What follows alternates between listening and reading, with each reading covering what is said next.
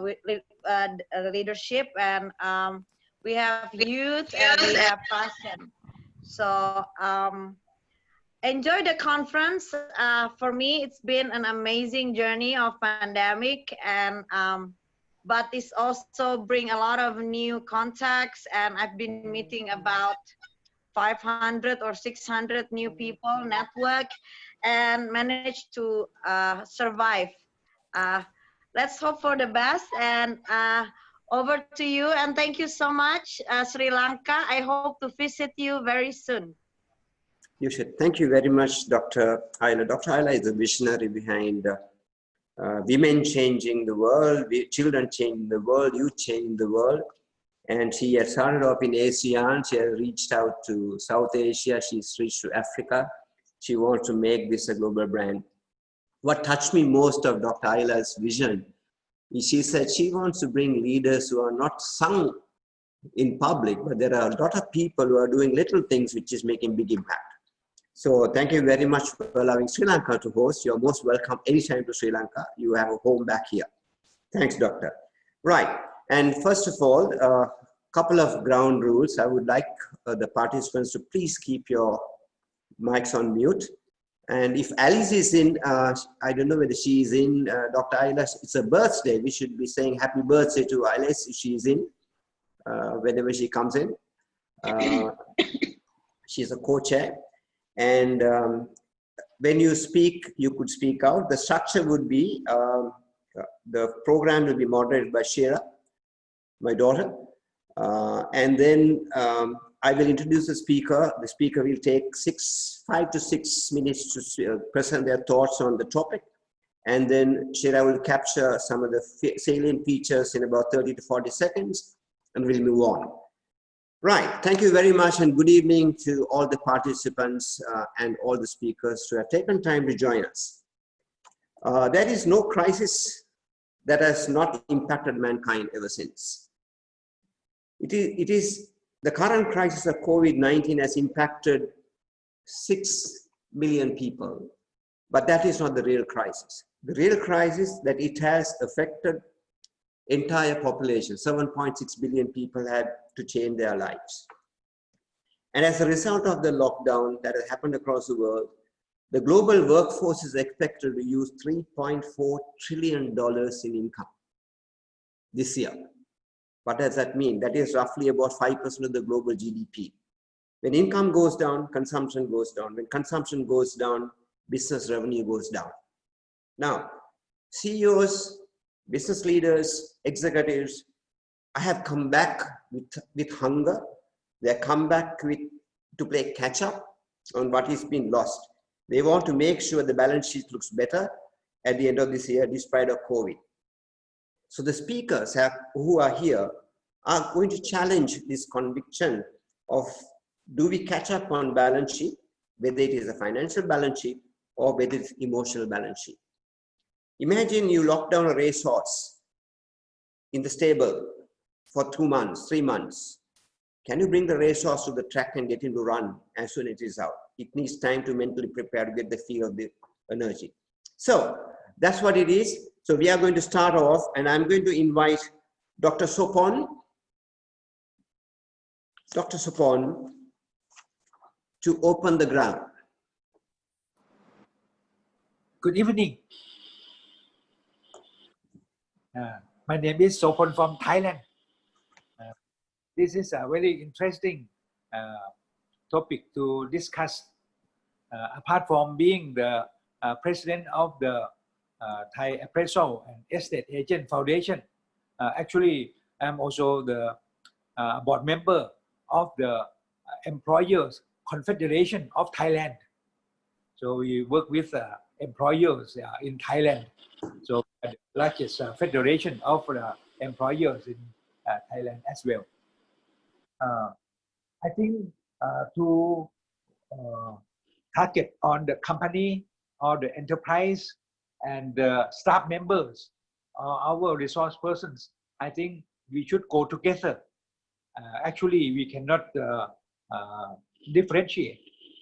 They should go together for the well-being of both the foundation, both the enterprise and also our staff members. However, there may be different degree of the importance of the employees. Say for the banks, the major mode of production is money, not staff members. So in the crisis, you can see that they can lay off the staff members, even the branch managers, and recruit a new one. For real estate companies, like we are in real estate in Thailand here, for developers companies, the mode of production is land. So my staff members may not be very important. The largest real estate company may have around 5,000 staff members, but they can recruit very easily. So the mode of production is major mode of production is real estate or land. In the case of factory, the major mode of production is machine, not the staff members, not the workers, because the workers may be unskilled laborers. But in the case of factories, the machinery is very important. For me, I'm the valuers for machinery as well. So we know that in the case of factory, staff members or the employees may not be so important. But for consultancy services, like in my case, I'm in the consultancy services. And in this case, staff members are very important because they are the major mode of production. If we do not feed them well, if they run away, it may be really difficult for us to find a new one. So this is a different level of the importance of the employees or our staff members. However, as an I'm an employee, I'm an employer. As an employer or an entrepreneur or a businessman, normally a business owner has more capital than our employees or our staff members. So we can be more tolerant to the situation than our staff members. So in this case, we have to support them before they can work properly for us. If we do not support them properly, if they cannot feel comfortable to work, they may not be able to work for us efficiently, and it will affect to our productivity. So that's why even if we need to pump the money after the COVID-19, but we still need to treat them, our employees better first, so that they feel ready to work for us.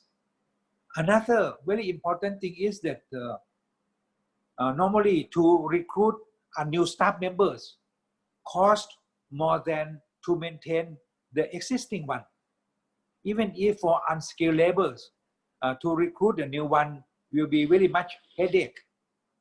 That's why if we can maintain the existing one, not let them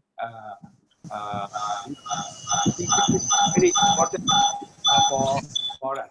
That's why, in my opinion, we need to take good care of our employees so that they can work well for our enterprise, so that we can be more competitive in the future.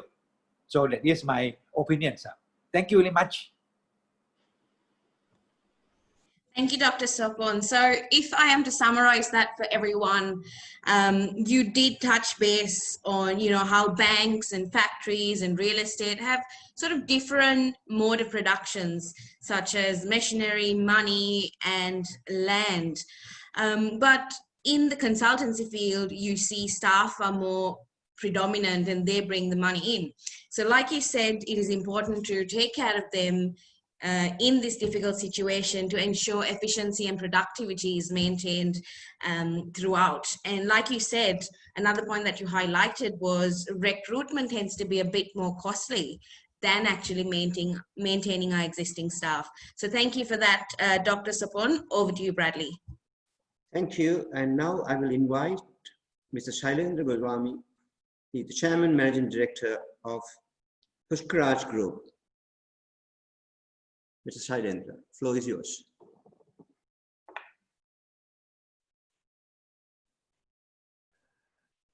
Good evening, everyone. I'm Shailendra Goswami. I come from city of Pune, very close to Mumbai, in India. I have spent roughly around 43 years in professional career in India and strictly in engineering field. I belong to industry. I have a group consisting of 4 companies in which we have manufacturing, we have information technology, and we have distribution or marketing of various products, high-tech products coming from all over the world in India. First of all, let me thank Ayla. I heard her in Hyderabad last in a conference in Hyderabad on resilience, and I could not meet her then. But then I must thank her, and I wish her a very happy birthday, as you said, Bradley. I think I take this opportunity to wish her. And I would like to begin with my 2 bits here, contributing to the balance sheet, whether financial or more emotional. You know, it's a very apt topic. I have been speaking on various forums on challenges and opportunities for businesses, industry, and manufacturing for the last 60 days. I think this must be my 8th or 9th session which I'm doing it. But then this topic was slightly different, which was very, very focused out of that entire challenges and opportunities. And I liked it very much. Balance sheet, although it's a very strictly an accounting firm, but if one understands a balance sheet, you know, the trial balance has to be 0 if we really take that net profit out of it. So we need to have some kind of profit, whether it is gross or net, has to be maintained. Thereby, you know, it's on a double entry principle. The left hand side has to balance the right hand side. And exactly the financial as well as emotional, which we have been saying all along, lives and livelihood. A big debate which is going on because of this pandemic is really comes into focus. A very unprecedented crisis such as this one, much like the cause of this crisis, exposes the vulnerabilities of the afflicted, whether it is the economy or an industry or an individual. Indian economy, if I talk, because I know that very much, Indian economy has been hit hard by this crisis, thereby disturbing the environment, both financially and emotionally. We were pitching for roughly around 4.5% to 5% on GDP before pandemic. That was lesser than what was projected earlier of around 7.5 or 8 because of several factors which constituted. I will not go into that. But from 4.5, due to this pandemic, we have come around 1.8, somewhere close to 1. So economically, we've been hit very, very hard as a country. Now, when we say that economically we have been hit, you know, it really percolates down to the last level, that is an individual or an employee or a worker or whoever it is, last man in the chain. But I consider it can also be seen as a time to reflect, introspect, fix the vulnerabilities we had, be it financial or emotional, and build on strengths based on the lessons learned during this crisis. So there is a factual data and there is a optimistic outlook or vision which I would like to propose. But shortly covering financially, as I said, the business have taken a beating. Cash flows management has been a big problem, whether it is salaries, EMIs, interest, or working capital management, debtors, creditors, whatever you may say, you know, those all were a big problem. To add to the problems of finance, we had the problems of demand management. You know, the companies have restarted after that Unlock 1.0 that we have started very recently from 3rd or 4th of May for industry. But then when the company started, they had to resort to only 33% of the workforce because of social distancing, sanitization, and all those protocols which were to be followed by the government. So with 33% employees, with 10% or 30% maximum demand, which was available to them, running an industry certainly is an imagination. Anybody would agree to that. How does one really revive the situation? So we've got to have only hopes, and we have to put our ideas or our brains, intellect, whatever you may say, call it, to a particular domain, and then try to find ways and means of coming out of it. Financial packages were announced by the government. It was a very, very welcome move. But as we all know, nothing comes free. Everything is paid for. So when somebody is offering you loans, you know, there are interests. Now, when you are burdened with the revival of the industry as much, when you are suffering on all those aspects which I narrated, how does one really go for additional loan, additional interest burden, when we are not going to have the demands commensurate to cope up with that kind of a repayment schedule? So we are in a catch-22 situation financially speaking. It was very, very bad, and that gets percolated down to an individual. Now, when we really look at from macro to macro level, from industry to an individual or an employee, the angle which in the balance sheet comes is the emotional angle. Because an industry has an inertia, it has a strength, it has a backup which can withstand all this torture for a while. Maybe it will take 6 to 8 months, or some people say 12 to 14 months, but then it will come out of it. But then, and as an individual, as an employee, or as a businessman, one person really goes through all these testing and trying times. It will be for many of them, they will be experiencing. And experiencing a complete lockdown, like Bradley said, for 80 days almost, so far is something which never happened to any of us. I mean, we never could imagine if somebody would have told me in the month of January that I was going to get locked down, because I was supposed to travel in February to Europe, which I had to cancel. And that canceled trip, I don't know when I'm going to take it later on. But then we were not used to this kind of situation. So this was something which never was happened to us. Therefore, coping with it was really a challenge. I think each one of us will agree to that. Emotionally, this has been a very, very testing and trying time. Working from home, everyone says that we should be working from home.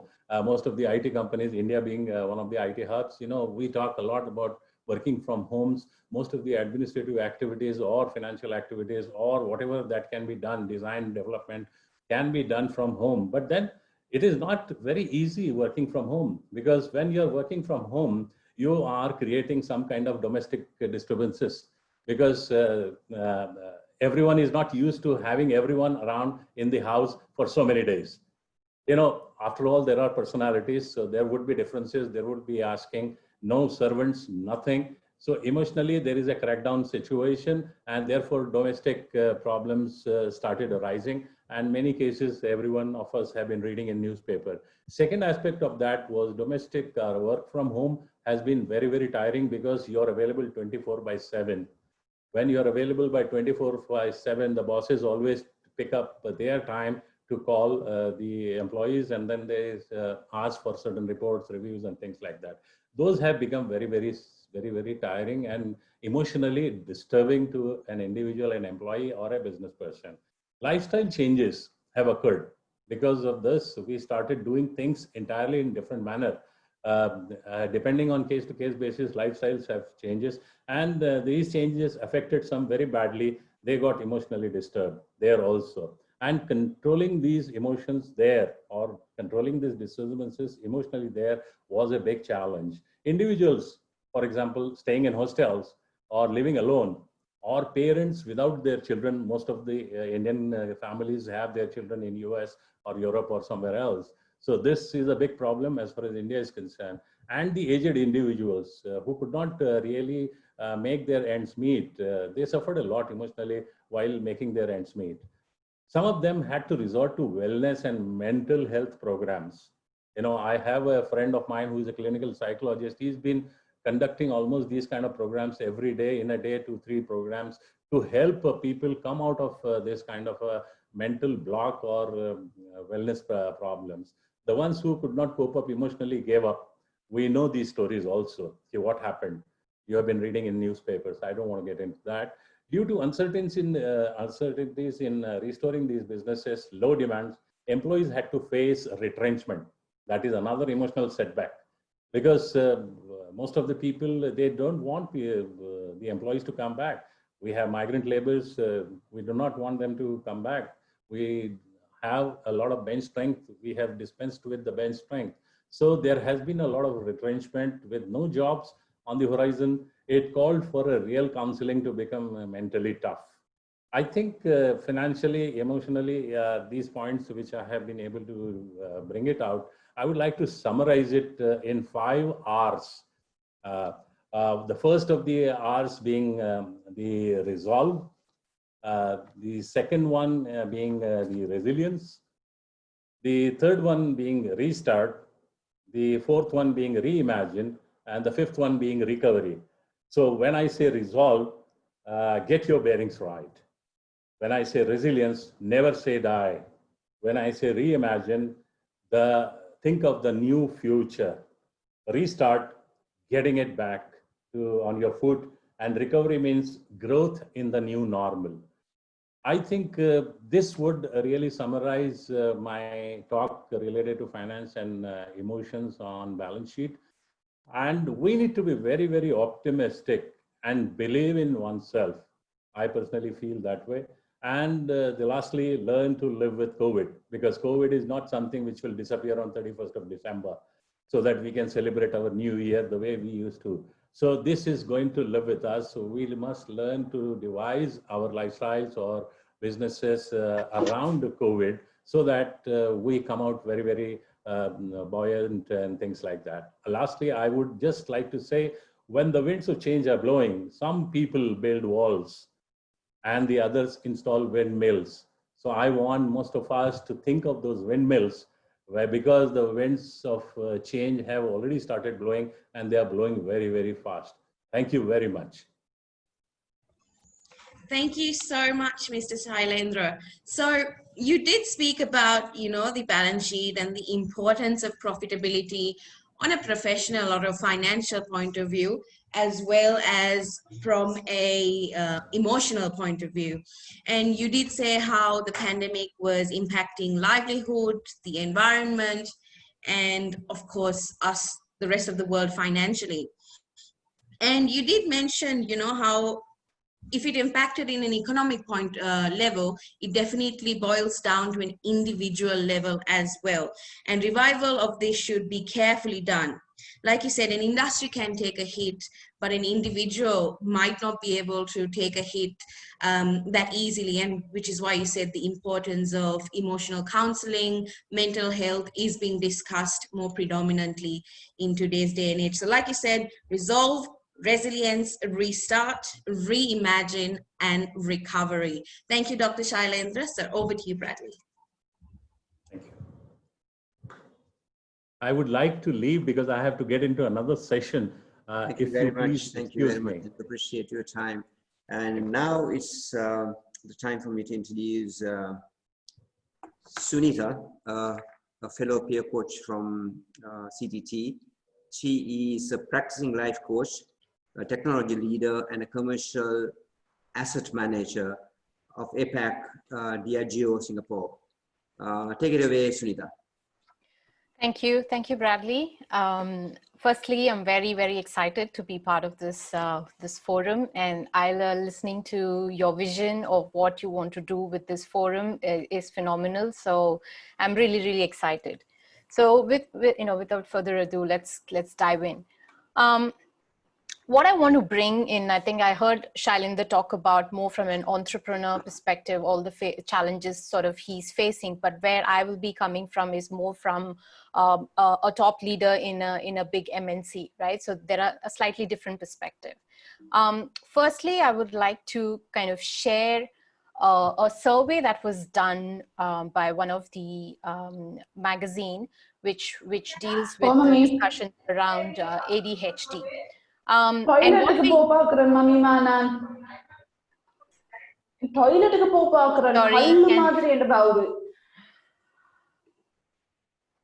all right. So, okay.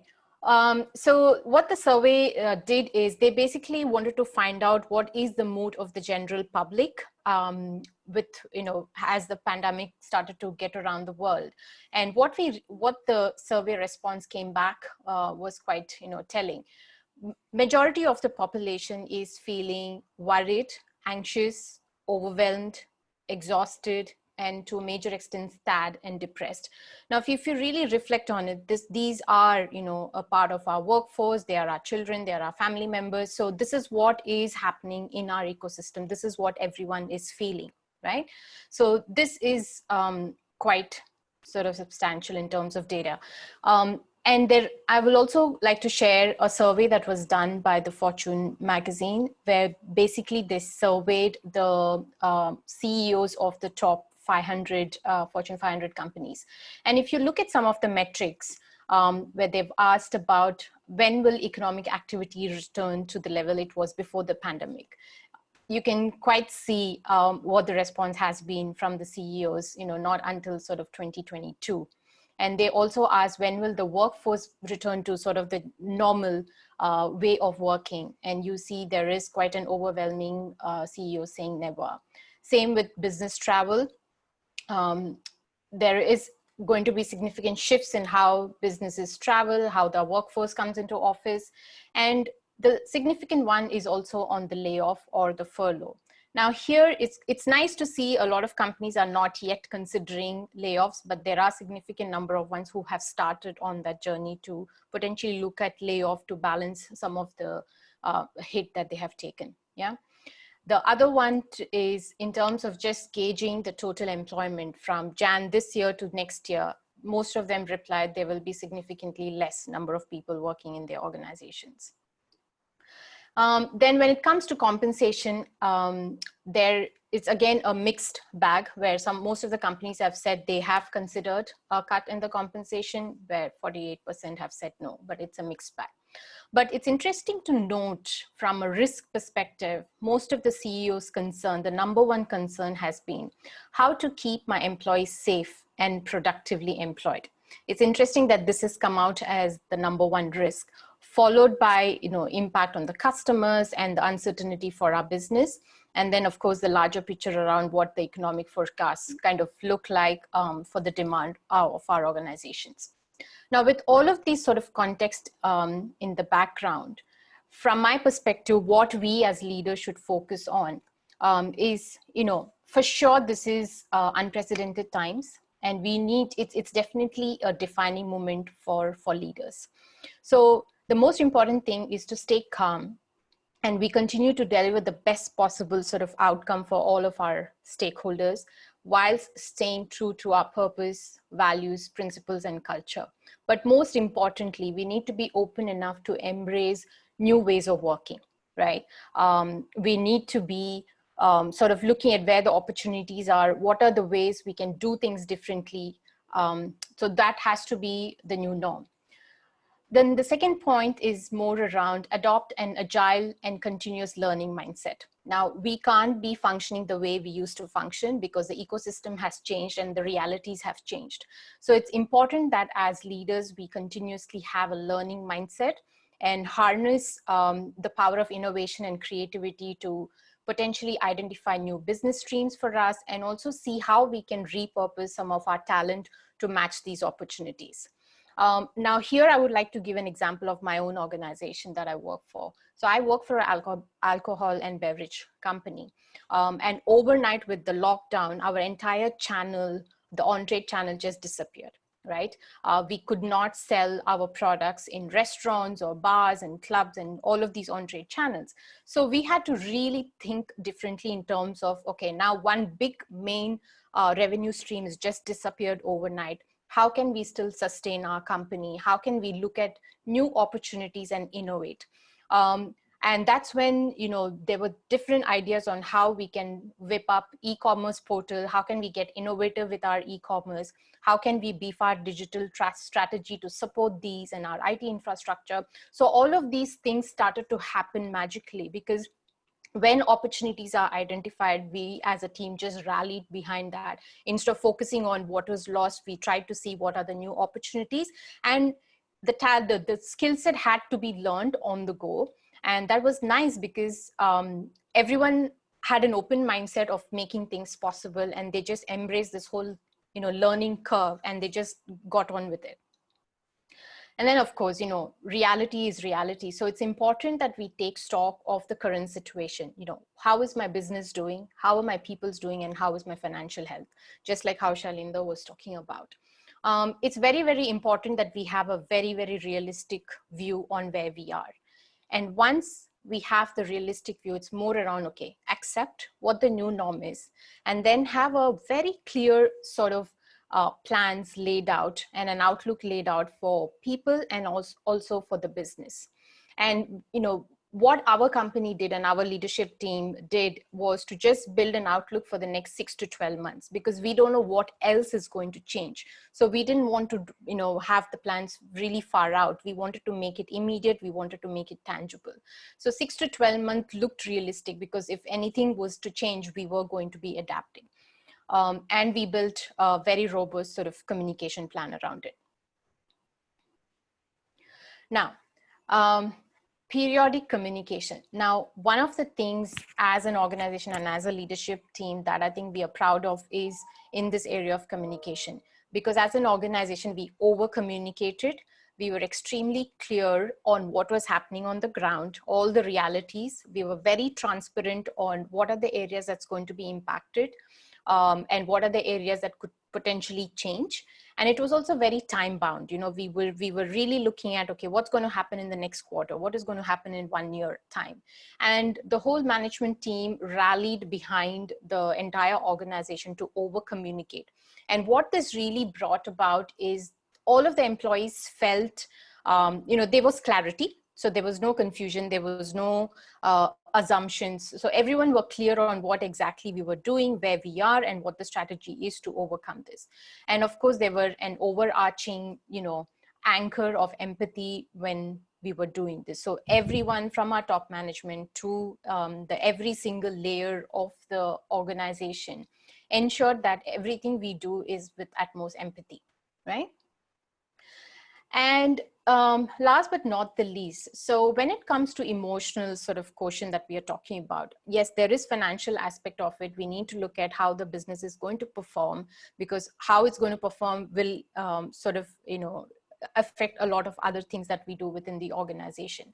But the emphasis that our organization and our leadership clearly did was more around how can we really be available for our employees. Right? So they created different forums for employees to reach out, to connect, to communicate on a regular basis.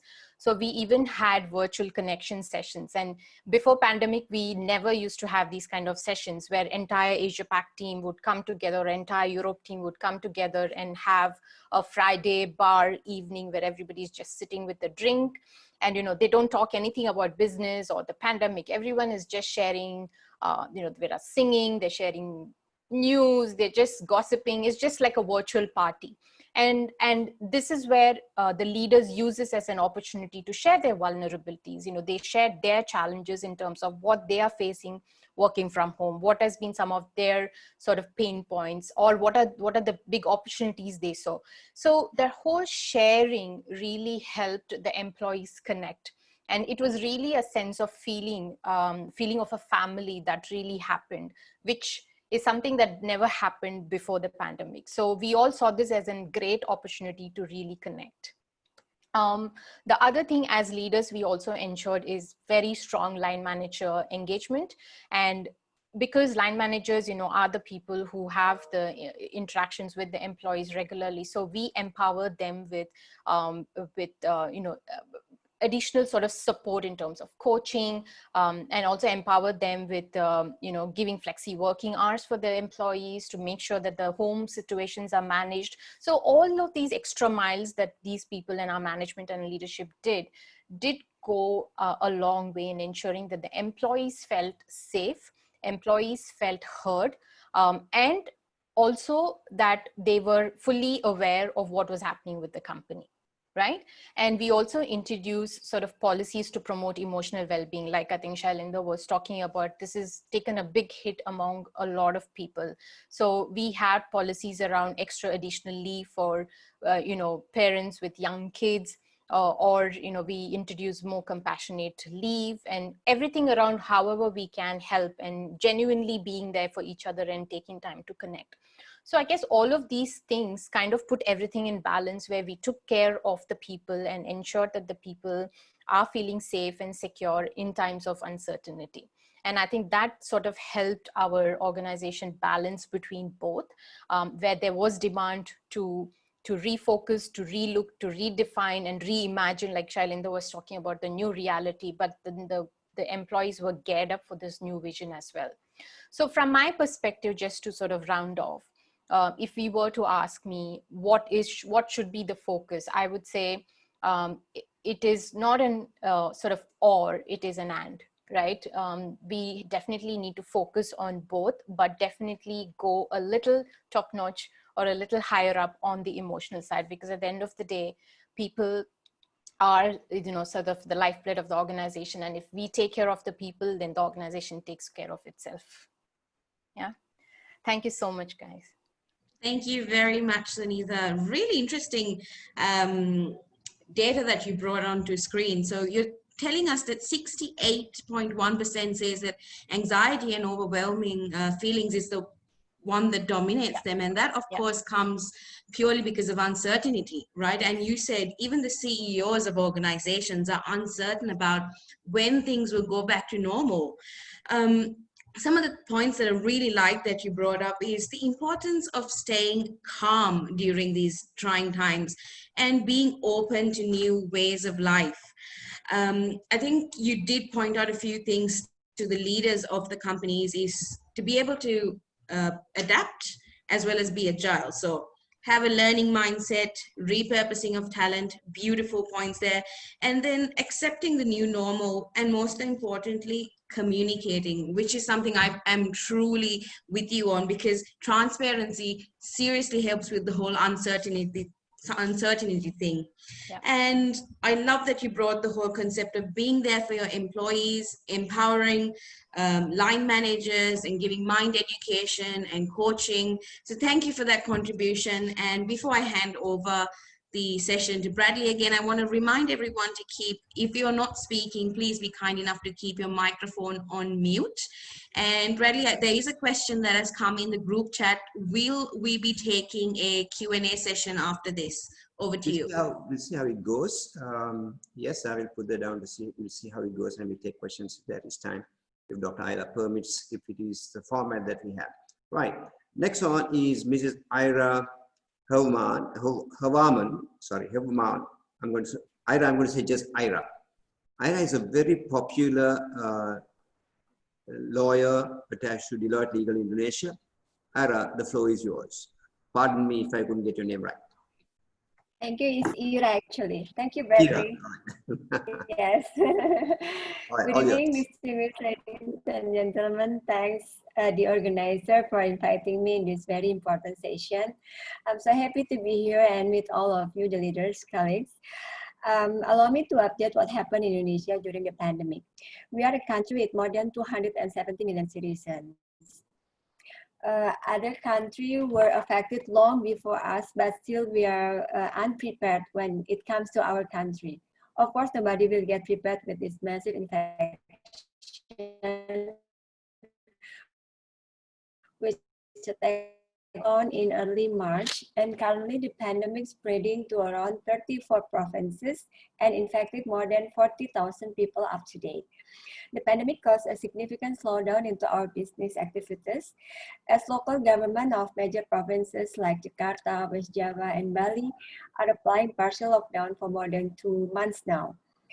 The local government now started to relax the limited lockdown, where offices are now reopened and some of trading activities back to a new normal with very strict COVID protocol.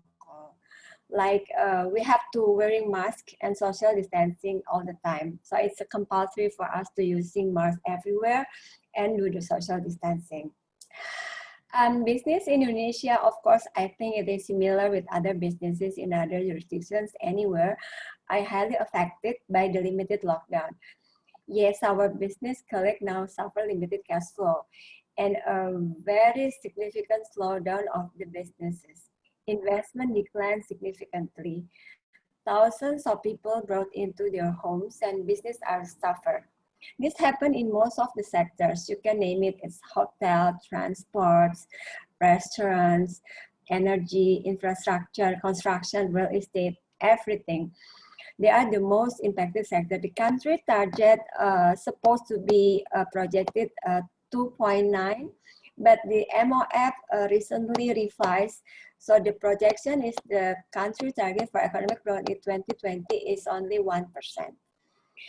To overcome this situation, the government tried to do many things like economic stimulus, speak with chambers of commerce and business association, and also urge banks and financial institutions to restructure and provide a more relaxed provision to their debtors.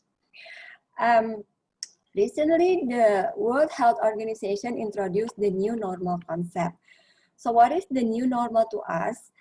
Because like I said that it hits us late among other countries. So to Indonesia, the new normal is finding solution for working in the middle of climbing of the infections, because now we haven't yet reached our peak. So today, Indonesia experienced the largest infection so far. The government just reported that couple hours ago that today 1,300 people infected, which is the highest rise of cases so far. We are very concerned with the climb, but hence we have to face the situation where people urge to have a new normal situation with pressure. New normal to us protocol as we haven't reached our peak yet. New normal means that we have to protect our families doing their normal activities within the wave of infection. At the same time, we have to stay calm and optimistic. To our discussion, is it financial or emotional balance shift? I would say both, because most of our businesses are financially suffered and that impact all of us emotionally. Of course, we have to always find a way out. We urge our family members and friends to keep healthy and strong, always in positive vibe and emotion, good nutrition intake. And as business leaders, we have to find a new way of doing business. We need to be able to perceive and forecast the future, although we don't know what will really happen within the next 6 months ahead, knowing that we haven't hit the peak and we anticipate the second wave or maybe even the third wave might hit later on. So we are forced to seek more opportunities with uncertainty. Some sectors are still doing well here, but more feel suffering. So this forces us to take strategic decisions that haven't been taken before. We start to resave or even shifting our business from traditional fashion into a more prospective and promising businesses after COVID. So we start to take a look into the more prospective businesses like health and sanitations, digital and telecommunications, home entertainment, and online business. Those business might be a good option to start because we are forced to reshape to shifting, because we know that pandemic has forced us to literally change the way of we doing learning, socialize, and business. Of course, what we have to do is stay positive and optimistic and get prepared to win all the opportunities available in the new normal situation. That's for me. Thank you. Thank you very much, Ira. It's interesting to know that, you know, Indonesia is yet to hit its peak. And when you say something like that, I can only imagine the amount of uncertainty that is filled in the people's hearts. You did mention something that was interesting. When the cash flow is suffering, the economic stimulus. You're muted.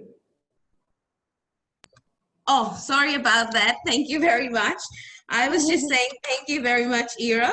It is interesting and a little bit scary to know that Indonesia is yet to hit its peak, and I can only imagine what everyone is going through with the whole uncertainty and emotional well-being, knowing that, you know, there's danger ahead. Something I really liked that you said was financial impacts definitely impacts our emotional well-being. I'm glad to know that there is economic stimulus that has been introduced in your country. And another point that you brought in these trying situations or trying times, it's important for companies and leadership to look at different business lines such as healthcare, mobile and internet, and even home entertainment. So thank you very much, Ira. I will pass the floor on to Bradley once again. Thank you for that. And I'll now bring on a dear friend of mine, Dr. Miru Jayavira. She's a social media specialist. She's also a well-trained yoga teacher, affiliation to USA, over 500 hours of yoga training. She's a founder of Miru's Global. Thank you, Miru, for coming in. Take it away. Miru Jayavira. Hi, Ayubowan. Namaste. So my name is Miru Jayavira. I'm a registered yoga teacher of the International Yoga Alliance, USA, with over 500 hours of teacher training led by highly experienced teachers from India, Australia, US, and Sri Lanka. I have clocked in more than 1,000 hours of yoga teaching up to date and internationally authorized and specialized to conduct medical therapy yoga to relieve symptoms of stress, depression, diabetes, cholesterol, high blood pressure, heart disease, asthma, and all female related illnesses through yogic exercise, meditation, and lifestyle changes through cultivating mindfulness. I'm also the founder of Miru's Global. So thank you so much for having me in this very prestigious forum. Thank you, Bradley, and the founder of the forum. So this discussion is how to balance, or what would be the first thing to do when we go back to work, when the workforce get back to work post-COVID, as the world opens now. It is a given that the emotional aspect will have to be dealt by the business owners when they get back to work, when the employees get back to work. So all the speakers here up to now spoke about what happened during COVID and how these employees, what happened and what kind of impact they have had during COVID. So I'm not going to get into that. What I'm going to talk about here is how do we get them back to work to again work on the profits of a business. So we all know and we all agree that during COVID, there was a lot of anxiety, a lot of emotional distress, a lot of depression even. As the gentleman from India said that some instances even led to headline news in Bollywood recently. One of the reasons being depression due to the lockdown, the reporters reported. And some unprecedented incidents like domestic violence was unearthed, because these were unprecedented and these were not even thought about. Like this kind of situation would arise in any household or any workplace, and it was a surprise. It came as a surprise, and it's still here. So like the previous speaker who spoke, Ira, said there might be a second or a third wave of COVID. So how do we manage if this goes on? Yes, profits are important, the balance sheet is important, but I would suggest that the more important aspect to consider is the emotional aspect of a person, of an individual, a human being. Because scientifically proven, there are facts scientifically proven that stress could lead to lifestyle diseases. And that's what, as a yoga teacher and a wellness advocate, I look into on a daily basis.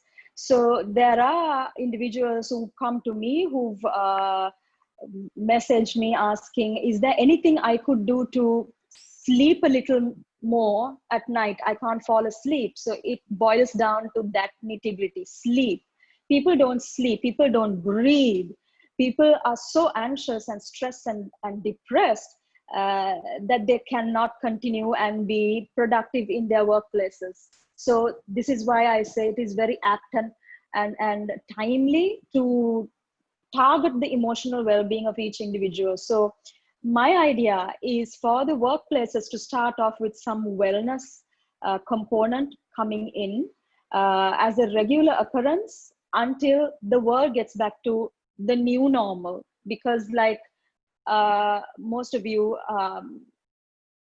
admitted that there could be second or a third wave, or we would be again have a long pause or an absence to come back to the normal that we were. So if we are scientifically speaking, when our sensory organs give the signal to our brain, to our pituitary gland, that we are stressed or we are in danger or we are scared about something emotionally, what happens is our body releases stress hormones, adrenaline, noradrenaline, and cortisol. So these stress hormones have an impact on the body, the internal organs of our body, to increase lifestyle diseases. So what happens is when you are in stress, when these hormones are released through the adrenaline gland and the pituitary gland, what happens is our heart starts beating faster, our muscles start working, our glycogen gets into glucose, it transforms into glucose. So if this continues, what happens is we might end up with a lot of diabetic patients, high blood pressure patients, cardiac patients. So many lifestyle diseases will come about. So first of all, I think it's very vital when we get back to work, when the workplaces open up, to bring in some kind of an aspect to address the emotional well-being and the psychological, the energetic well-being of an individual through meditation, through yogic exercises to neutralize the hyper brain activity, hyper heart activity, and to release those stress, to reduce the stress hormones coming into the normal cycle of a system, and to bring in more positivity, to good vibratory like energy into the individual, so that his or her productivity will increase, happiness, mindfulness increase. And I think that is very vital as we open the world to work again. It is a very vital aspect to think about, to consider. Thank you. That's all I have to say. Thank you, Dr. Miru. Namaste. I greet you as you greeted us. Thank you very much for bringing the importance of mindfulness, which is something everyone has been talking since the pandemic came to be in our world. And as you said, it is our new or normal as we know is so far ahead, and we don't know when things will go back to the way it used to be. And like you said, getting back to work and to get back to making profit, it is important to have emotional stability. And I like the fact that you brought in, people forget how to sleep properly, even to breathe properly, and it can have lasting damages in their bodies, in their minds, which bring about lifestyle diseases. And of course, all of this will have a negative impact on the balance sheet of a company as well, because if you don't have happy and healthy employees, they're going to be not bringing in as much as profit. So thank you very much, Dr. Miru, for your contribution.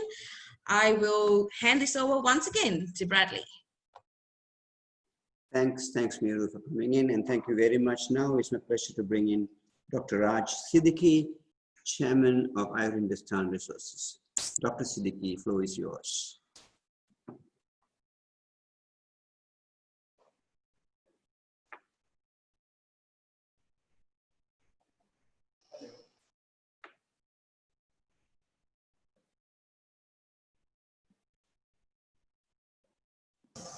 Hello.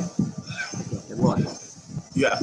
Good evening, Honorable Chairperson of this jury, members of this participants of this specific subject. I welcome all of you, as well as I am really thankful to all, you as well as the other board members to invite me in this so knowledgeable, uh, the teleconference seminar. I am basically a postgraduate in integrated medical science. I have heard all other speakers, and really I appreciate that all the speakers are very well studied learners and very positive towards life.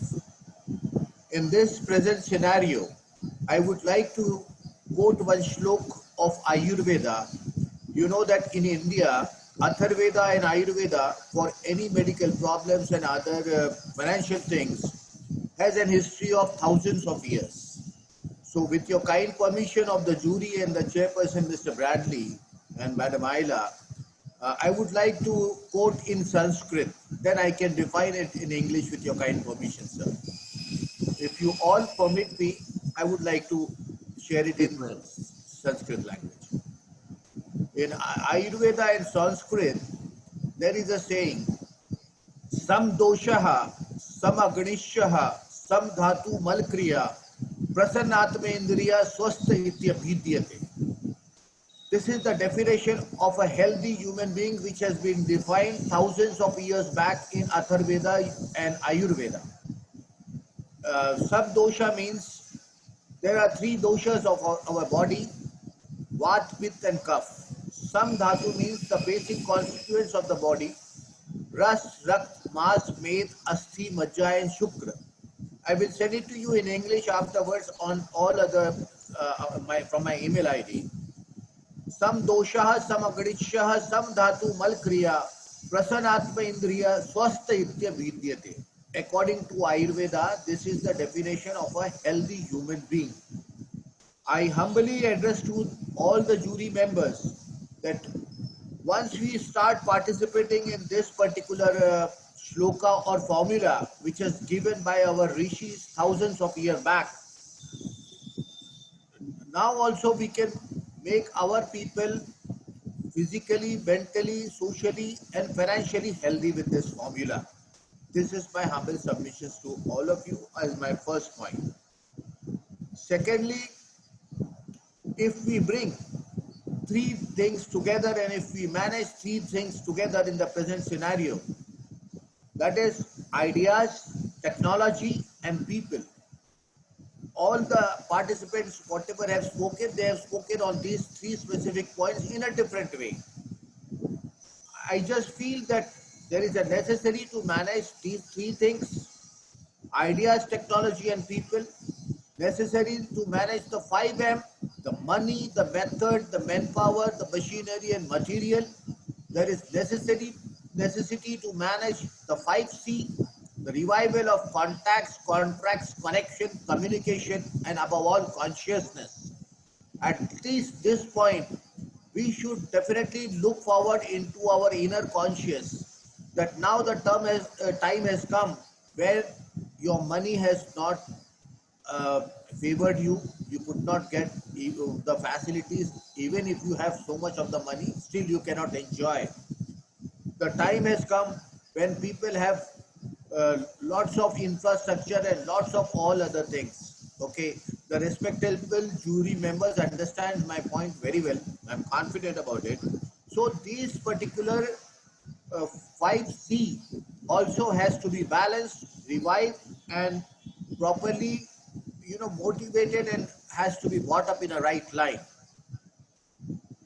We have been working into this 3 months for establishing virology labs here in India. We have been working in India for developing one immunomodulator medicine, that too an Ayurvedic and a herbal base. And with for your kind information, we have got approved the only one and the best immunomodulator of the world from Ayush and from Indian Council for Medical Research here in India. You know that as per our Indian history, we have always been the guru for ancient knowledge. For Ayurveda, Atharveda, India leads the world. So now, believing on this particular situation and believing on the point that necessity is the mother of invention, my team of Ayurvedic scientists, biotechnologists, and some medical doctors have already come up with an immunomodulator medicine, got it approved, and now within a short time we would like to share it to the world that because of our Ayurveda system, we could give something best to the world, because we believe in, according to Sanskrit, we believe Vasudeva Kutumbakam. The whole world is our family. There is there should not be any bridges, there should not be any walls, at least in health sector and taking care of our people in the world. We want to come forward. Initially now we have come with this immunomodulator. With all your best wishes and blessings, very soon we'll be coming up with a vaccine for this particular problem. So thank you so very much for giving me so much of time. I am a learner, I am a student. Kindly, all of you accept me as your student. Thank you very much. God bless you and God bless the world. Thank you, sir and ma'am. Thank you, Dr. Raj Siditi. Something that you spoke about is ideas, technology, and people need to come together for us to go into this new normal and to move forward with life. And you said we need to spend time looking at our inner conscience. You know, you brought in the fact that you can have a lot of money, we've got amazing infrastructure, but when the pandemic hit, when we were in lockdown, none of that could help us. You know, even though we had all the money, we can't go and buy the things we wanted to. We can't travel in our fancy cars on the very expensive infrastructure. So it's important that we spend time with ourselves. And thank you, I guess, to India for the Ayurvedic contribution. And we will be definitely looking forward to seeing that vaccine coming through. Over to you, Bradley. Thank you. And next up is Ranjiva Kudupula, founder CEO of the Continental Institute of Human Resource Management, veteran in the human resources, probably the best HR head in Sri Lanka. Ranjiva, over to you. Thank you, and Ayubowan from Sri Lanka. I'm very happy to be here as well, because I think the topic is really interesting. Firstly, I'd like to actually talk about this thing about normal. Okay, everybody thinks, I think in the world, wherever that we read or do anything, they talk about the new normal. Normal is what we are used to, and I think what is predictable in this case. I think it's not a SARS or maybe a chikungunya what we experienced in the past. It is actually something is here to stay. So it's not a phase anymore. So I'd like to actually call this like the new now at work. Okay, so what is this new now at work? In my eyes, I think the leaders will have to really look at three things. Firstly, they need to make profit. Yeah. Secondly, they need to also look after their people. And thirdly, they're going to do these two things virtually. Okay, so you and I have gone through lots of training courses on leadership to whatnot, peer leading, subordinate leading, remote leading, all these kind of stuff. But what's most important, I think, is in this day and age is about remote leading. Okay, so because if you're not a clever guy to lead people remotely, we will have trouble in the whole thing, because we live in the age of experience. Okay, not really the ROI part now. It has been for a while now. It has been ROX, the return on experience. Now, when you look at return on experience, ROI will tell us, okay, how much did you put in, how much did you, what's the profit you got? It will also tell us what did the customer do, how did she behave. That's fine. Okay, but it will never tell us that why did the customer buy, or why did the customer behave in any fashion, which is return on experience. And how and who will create that is your people, right? So in a situation like this, I think we shouldn't, copy strategy won't work for us, because in one country, social distancing can mean social distancing versus hunger. In another country it can be different. So similarly, we got to really look at what's the best hyper-local model for your company.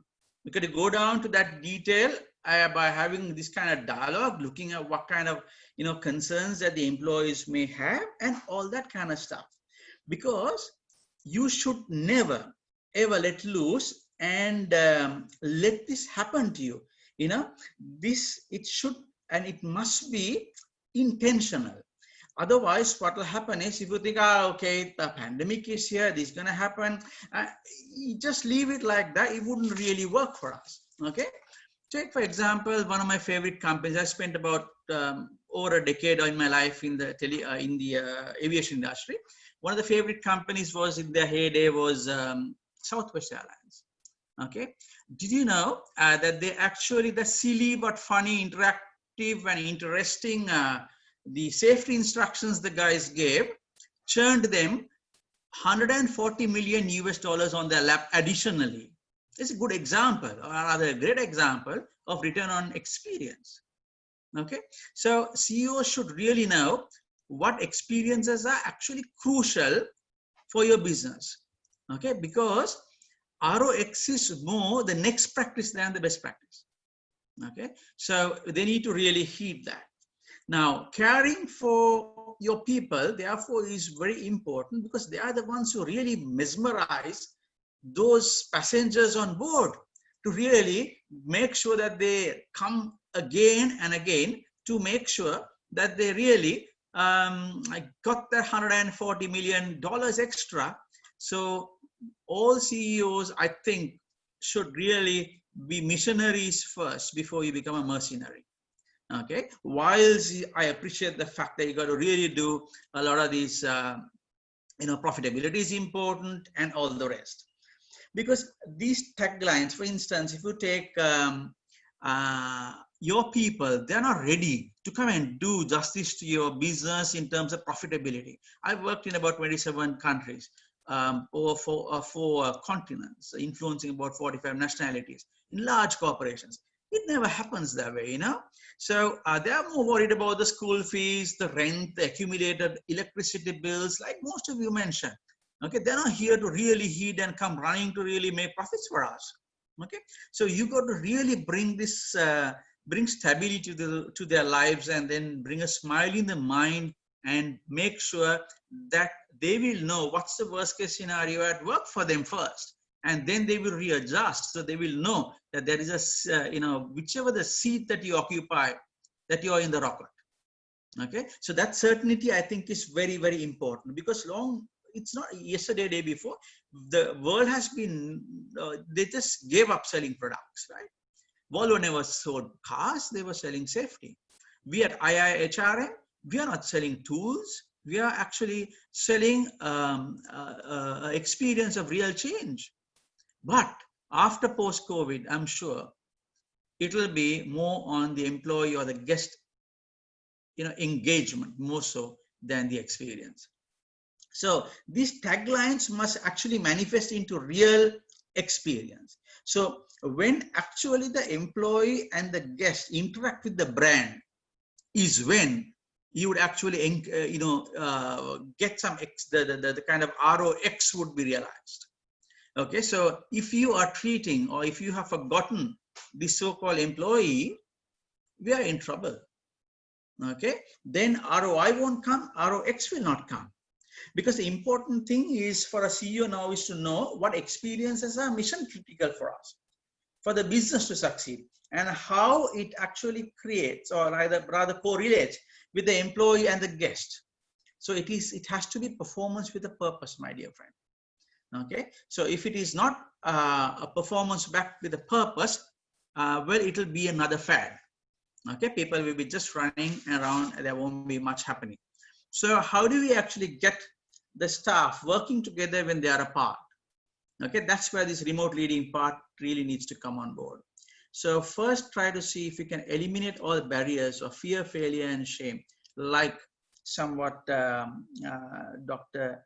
Joy Veera mentioned earlier, because the moment you eliminate this fear, failure, and shame, there will be certainty. And once when certainty comes, people will listen and they'll be committed to actually draw on whatever that you really need to and give it your best shot. Okay, but please remember one thing, that there will be a day post-COVID. Okay, and that day, what you get is what you give now. So from our side, on my behalf and from IIHRM, for your success, we will always raise our glass.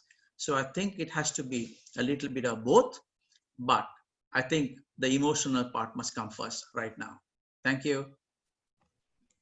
Thank you very much, Ranjiv. I really like that last sentence that you said. When there comes a day of post-COVID, what you will get then is what you are willing to put in now. So to summarize some of the things that you spoke about, Ranjiva, you spoke about the importance of remote leading, and to have a successful remote leader, we need to eliminate the barriers of shame and failure. You said we're in an age of experience, that is ROX over ROI. I like the fact that you brought in the topic of open dialogues with our employees. And when you have open dialogues with employees, the whole uncertainty gets reduced significantly. And that, of course, positively contributes to less anxiety, less emotional stress, which again helps you when there comes a day where COVID is no longer with us. And one more thing before I hand over the session to Bradley once again is, yes, I have seen the Southwest announcers doing their little dance, and it intrigued me. And what I thought, or the ignition that came in my heart, was, I wish I was on that flight. I want to see that live. So kudos to the team on Southwest, and over to you, Bradley. Right, thank you very much for that, and thanks, Ranjiva. And I'm moving on to Dr. Debrian Devi. She has been in the midst of COVID. She has been in the Jakarta, she's the physician of Jakarta, handling the COVID emergency hospital. And we are going to listen to her. Over to you, doctor. Thank you so much. I hope you guys can see me right now. Yes, I can see you and hear you, all yours. So I might be, my positions kind of be different from all of you. I'm a doctor, I'm a medical doctor actually working in Jakarta's red zone. So Jakarta is already a red zone, but I'm working in the red zone of the red zone. Let me just share some pictures so that you guys have some ideas.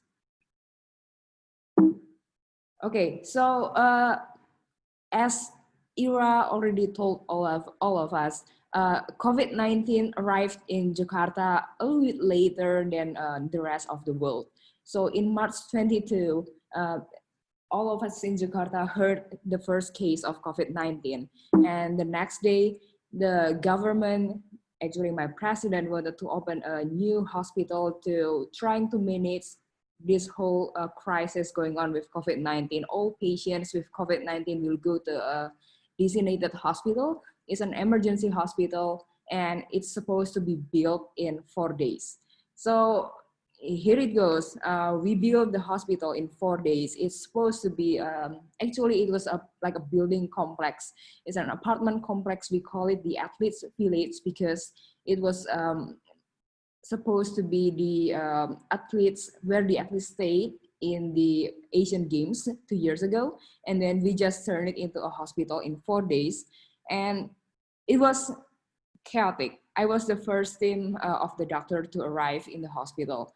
And it was really, it didn't really work like a hospital. So yes, we did have good security. We worked with the military to make safe of and make work all of the things that we can do to make it work. But these were us. We, the doctors, we also mopped the floor because we were really understaffed at that point. We were also the pharmacists. We were also the lab technician. We just did all the things that we could do just to make the hospital run, because we got so many patients at once, and we were so understaffed, and you know, it was just like very chaotic. and we did get a lot of tests done. Personally, I will do like rapid tests and PCR at least once in a week. It was a bit crazy. I mean, the purpose of doing those tests, I guess, is pretty good. But then when you're exposed to this kind of risks and then you get tested all over again, it could tire you down too. You have to go to a lot of meetings. Since the system is really new in the hospitals, was just built in 4 days, we just had these meetings like every day to evaluate for a better progress. And putting that aside, when we actually work to serve the patients, when we wanted to see the patients, it was the biggest hassle for me personally, because we had to put all these PPEs, which ironically is supposed to be our protection, but then you have to wear it layers by layers, and it was not comfortable at all. We had to use double gloves, we had to use double masks. We have to be a little bit paranoid of all the holes that we could not just seal, because all those holes will be a potential port of entry for the virus, and we couldn't see the virus, right? So we kind of keep living in this fear, we keep living in this paranoid. We never know what we're seeing, we never know where's the enemy, but the enemy is looking right in front of us, And this is just us working to the tower where we're supposed to work. And since the PPEs that we receive from the government were all basically donated by everyone in my country, it was limited, and we had to be efficient in using it. So once we wear it, we are not supposed to just take it off easily. Personally, my team would wear those PPEs in 8 hours straight without taking it out. And that only means we wouldn't be able to eat, drink, or go to the toilet in 8 hours at least, because then we would have some time to, to just report and take off the PPEs and everything. So it would be like 9 to 10 hours wearing the PPEs, again, without eating, drinking, or going to the toilet.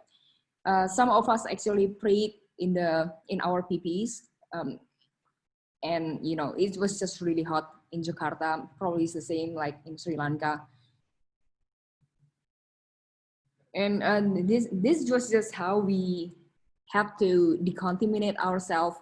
There will be a part in the building that was just full of this kind of trucks, this kind of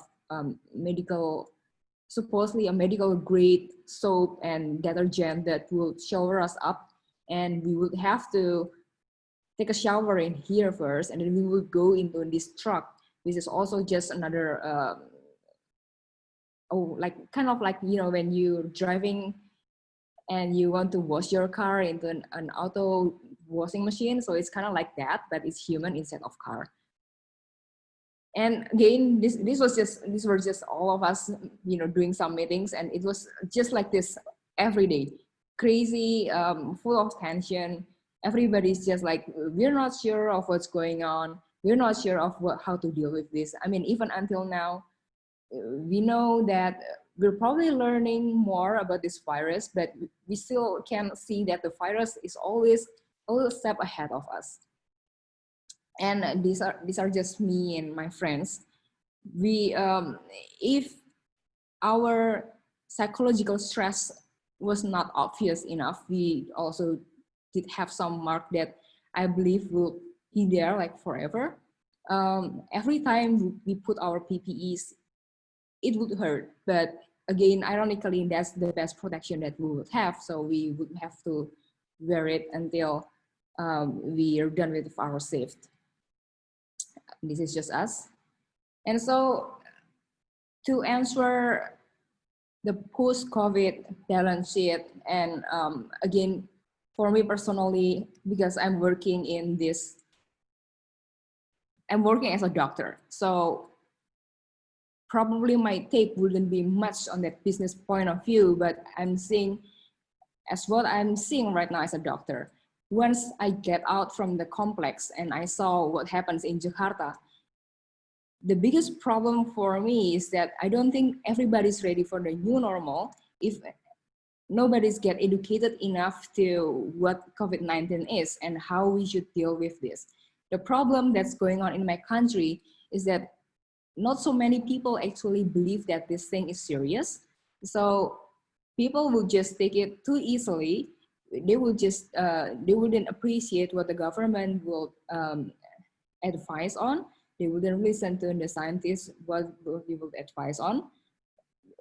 So the new normal that what we hope, you know, like just keep to be, to keep social distancing, to keep wearing your mask, to keep your hygiene very well, it wouldn't work well until everybody's educated enough to what to do. And I believe that it's our job as leaders, as more educated people, me as a doctor, to educate those people, to educate everyone around us what is right and what is wrong, what is dangerous, what could harm the society more, and what is safer for us.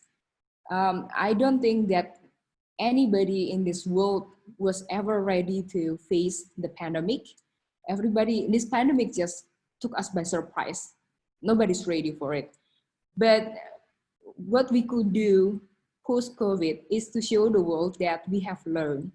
And I think this is the most important thing that we could do after this pandemic. We have to show that we have learned. We have to show that after this, whatever things that will be going on in this country, whatever disaster that might happen, we will be ready for it, and we will be more, we will adjust to whatever happens really well, better than what we are doing right now too. I guess that's pretty much what I have to share with all of you. Thank you so much, Dr. Debrina. Firstly, I want to take a moment to appreciate you for taking the time to be here, and of course appreciate you for standing in the front line on behalf of all of us, you and all the other doctors out there. Thank you so much. Our world is indebted to you. I mean, it was hard for me to pick notes to summarize because I was so mind blown at your reality. And the picture where you had posted, where someone had written their name on the robe, shows how much you can't even say who the other person is, and that's how much you're covered. I can't imagine. I mean, we are stressed, sure, we have this whole anxiety that's coming in, being stuck in the house, but you in the front line with what you're dealing with, the level of uncertainty and stress, like you said, it's super important to come out of this as experienced citizens, as experienced human beings with some learnings.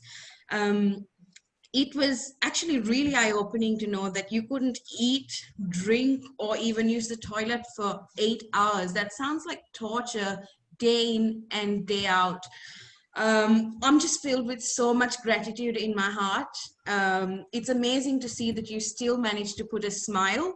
It reminds me that I shouldn't be complaining about my job if it gets hard. And like you said, the virus is an unknown enemy, and he's always a step ahead of us. So there's this interesting statistics that I saw that I would like to quickly share. Is Sri Lanka, before the virus was a big thing, had a lot of fear for it, and the number of cases were low. But about 2 months later, the fear has significantly reduced, but the number of cases has increased, which also talks to your whole point of there is so much unawareness. We don't take this seriously. So education around the virus is of utmost importance. And once again, thank you so much on behalf of the rest of the world to you and other doctors who are putting your lives at risk every day for us. Over to you, Bradley. Debrina, thank you. You're such a hero. My voice is gone. My throat is blocked. I can't imagine the amount of humanity that you have displayed every minute that you were in that suit. Thank you. Thank you very much for taking time. My throat is choked. Thank you very much indeed for sharing that. All right, business must go on. It is now my pleasure to bring Mr. Yasin Dinta. Is Executive Director of NAFEX Indonesia. And finally, we'll bring in Mr. Madhu. Thank you very much for being patient and listening to us. And I'm very thankful for all of you. So, Mr. Yasin Denta, the floor is yours. Hi, everyone. Hi, everyone. Good evening from Indonesia, and I hope you are doing well. But before I start my presentation, that I want to share my document. Can someone help me to open because only the host can share the document in this meeting. Hello? Hello? Can someone hear me? We can hear you. I'll let you get... Yes, I have made you the co-host. Go ahead. Oh, okay. All right. Thank you. Yeah.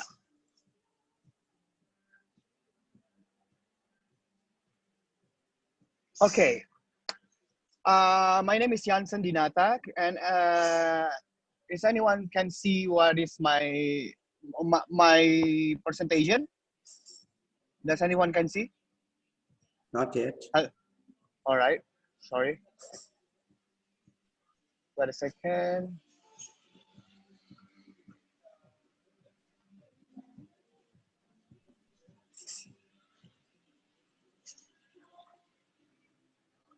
Hello. Okay, I'm gonna start it. All right, COVID. Can you see my face, yes. Everyone? Yes. Okay, I'm gonna start it with that presentation. So I already prepared presentation, but I think the application is not working well now. So yeah. Okay. Okay, COVID-19, Jansen Dinata is working for Narfec Indonesia, which is a financial cryptocurrency company. But before I work for a digital company for investment, I used to work as an activist. So humanity for me is really important. For me, work for human is humanity. So number one is humanity. So to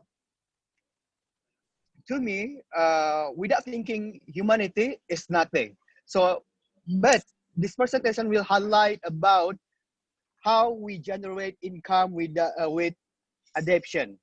Firstly, business plan, business financial plan, and secondly, human capital. Business plan, we have to changing business model.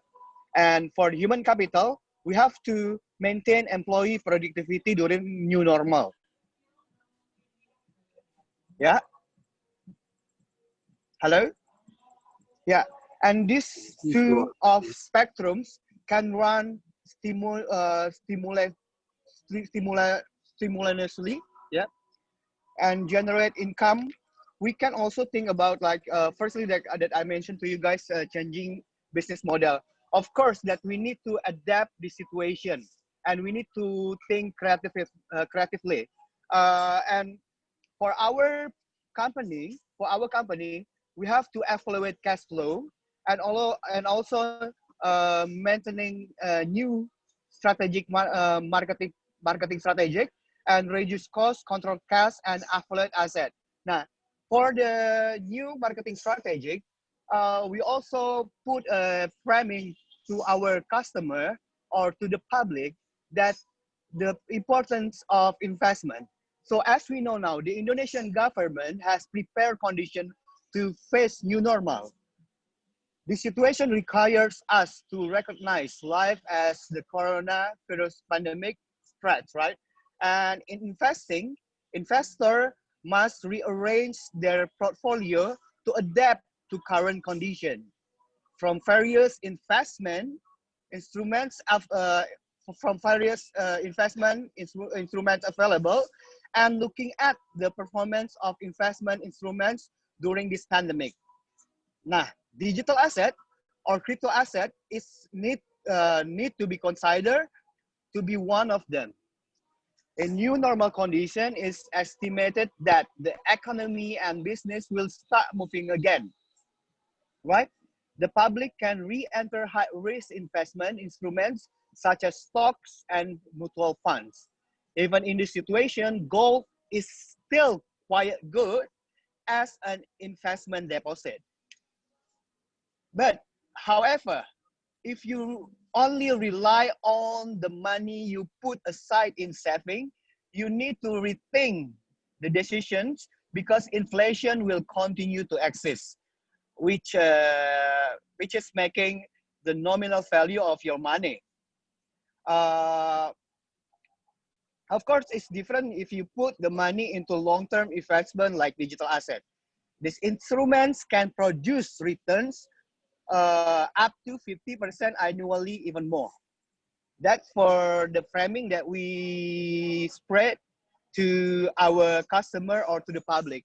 And also about the marketing strategy, we also think about how to, because before the pandemic, we focus on two spectrums, offline and online. But now in the pandemic situation, we only focus on online. So the marketing strategic or marketing program has to increase their program or their innovation, because during this pandemic people tend to use digital than meet offline. And about the second layer that I already mentioned before, human capital, you need to stay productive, right, during this COVID-19. But the research shows that during the COVID-19, how people work is more not effective because of the COVID. I actually have the research of the statement, but I cannot show you because the application is not working. COVID lead anxiety to the employment. That's right. And because new normal and then also Indonesia have new normal. And because new normal force company to changing working time, remote work, for example, and also employee who remote work, who work remotely are less motivated. Now, for that kind of reason, we have to think about, there is a research for during this pandemic, we have to share about employee freedom. This is interesting, employee freedom for experiment. So we are giving their freedom, to be innovated, to adapt the situation. Freedom in here, it doesn't mean that we don't do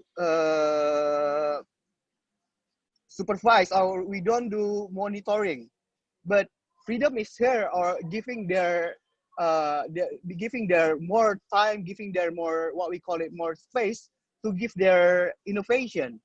And also what we do for Narfex, this pandemic also really hard. Before the new normal, now we are start working at the office, but before that we are only staying at our house, and it leads anxiety, stress, and something like that. So we arrange, because Narfex company, the team are from mostly the team from young people.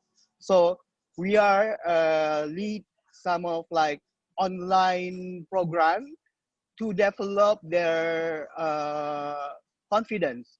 Not only to develop their confidence, but also to maintain their healthy. For example, for my Indonesian team, we do online yoga. We did online yoga. And of course, like for another program is, if someone who working for Narfex have a mental issue, they can tell the leader or me, and then I can give their what we call it, a suggestion to come to the mental health support, to have support, because for me, mental support or mental illness is really important. So that's it, my presentation for tonight, and I really thank for this opportunity to speak with all the expertise in here. Thank you very much, Jansen. Really appreciate your time. It's unfortunate we couldn't see your presentation, but you did in fact speak about, having a separate business plan and also the importance of human capital. Another topic that you did touch base on is, proper investment planning. If we are to come out of this pandemic and have proper financial stability, we need to think ahead with our investment planning. You spoke about employee freedom with the whole working from home. We need to trust our employees more. And it's amazing that you did, in fact, conduct online yoga for your staff. So thank you very much for taking your time to be with us this evening. And over to you, Bradley. And thank you very much. And finally, I want to bring in Mr. Madhu Prashant, founder and chairman of Transport Global Consultancy, chairman and managing director of New Age Freight Solutions Private Limited. Madhu, thank you very much for your patience. Yeah, thank you so much. No, my pleasure. It's always a pleasure to listen from people and learn. So all the giants are sitting. It's always nice to listen to all of you and pick up things. That's how you learn how it works, right? So I basically run a shipping and logistics company and have a custom brokerage. So I started very young. I started when I was 18. So I'm 25 years in the industry. So I sort of exploring into the trading from the Ayla's. Okay, is it audible for you? Sorry? Please carry on. Yeah. So I, over the years of my experience, I sort of doing a lot of things from Indonesia. Here Ayla is from. So I do a lot of wooden houses, furnitures, and so many things. So, and we do a lot of turnkey hotel projects like 5-star hotels and all. So this is not the right place to say all this, but since you told me, since I just want to know what I basically do.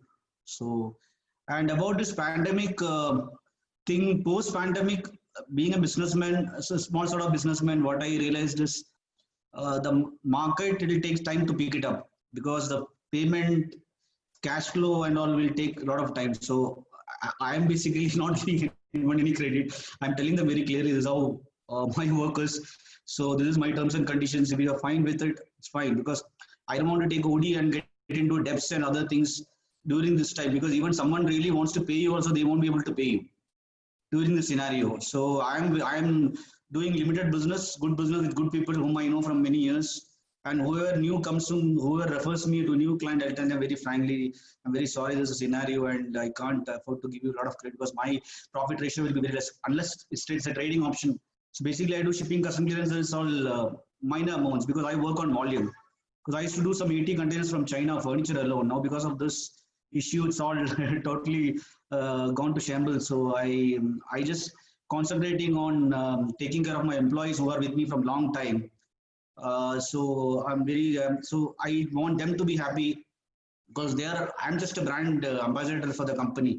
So I'm not any, they are the nucleus of the company. So who are with me from ages, I have to take care of them. So even I am unable to take my salary also for a couple of months. I don't mind, I'm okay as long as things goes. So that is how it is. And post-pandemic, one is the financial part, which I told you, which my little experiences, the payment part, obviously you have to be very careful with whoever you're dealing and try to take upfront or my business I do before delivery.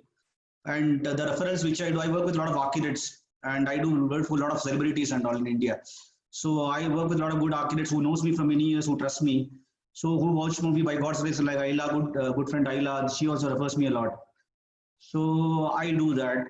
The emotional part which I felt is probably the people, because of the market scenario and the business part of it, probably post-pandemic, there could be some sort of peer organization sort of thing wherein those who have faced issues, they interact with such people. For example, I am a businessman. I know what my business, how it got hurt. So I can rather discuss with them and explain to them this is what I faced, and so we can interact with each other and we can guide them how much ever we can and explain to them. Not on a family friend, because family friend, no one will have that kind of issues to discuss. So business front, this is what I got to know. Second thing is post this pandemic, basic important thing, what I felt is the empathy part. See, you need to emphasize with people. See, people may require the empathy when they have an issue. You need to listen to them.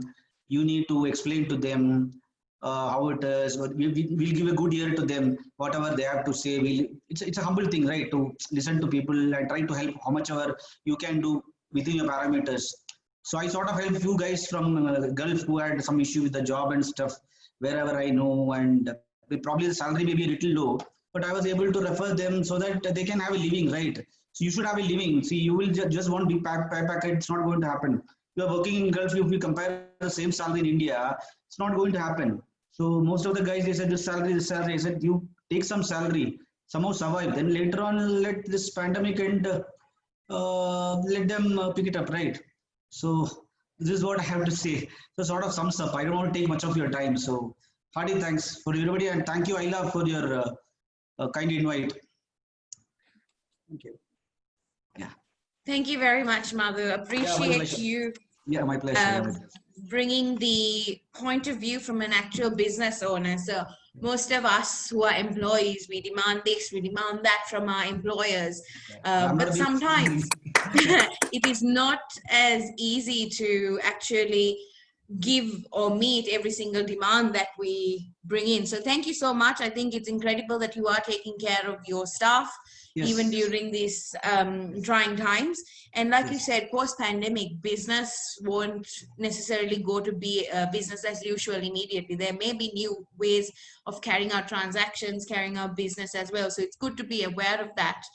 And the final thing that you touched on, I think, is really, really important.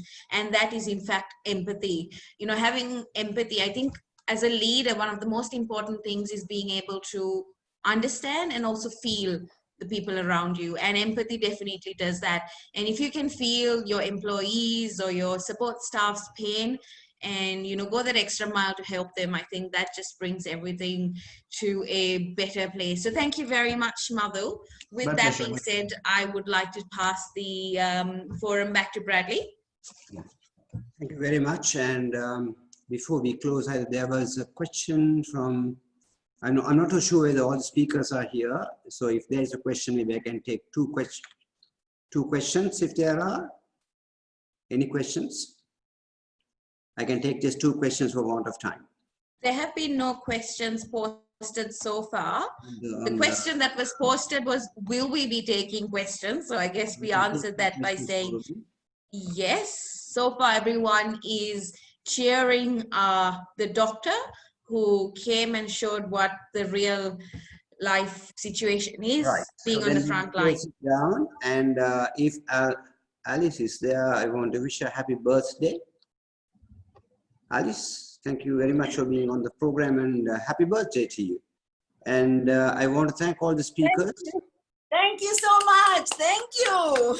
Happy birthday. God. Thank you. Birthday, Alice. Happy birthday. Happy birthday. God bless you. Alice, I hope everybody. Wow. Oh, wonderful, wonderful. All right, people, thank you very much to the speakers. It's a very interesting topic, and definitely in the emotional balance sheet, on the liability side, you have uncertainties, and in the asset side, you have hope. And as leaders, how do we manage that is a challenge. So thank you very much for all the speakers for taking time off and sharing your knowledge. And thank you, Ayla, for allowing Sri Lanka to host this. And stay safe, God bless you, and have a good evening. Ayubowan.